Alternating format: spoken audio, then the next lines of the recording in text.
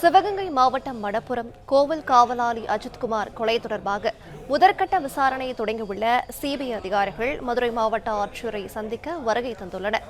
விவரங்களை தருகிறார் செய்தியாளர் ராஜ்குமார். வணக்கம். விவரங்களை சொல்லலாம்.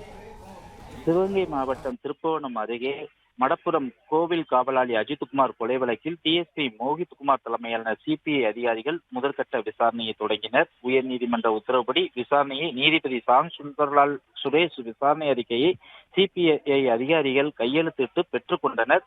தற்பொழுது மதுரை மாவட்ட ஆட்சியரை சந்தித்து அவர்கள் ஆலோசனையும் செய்து வருகிறார்கள்.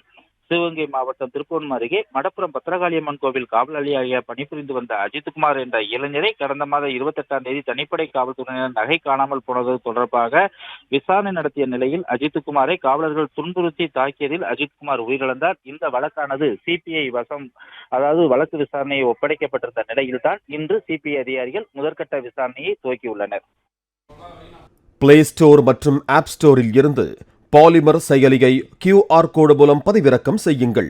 செய்திகளை உடனுக்குடன் பெறுங்கள்.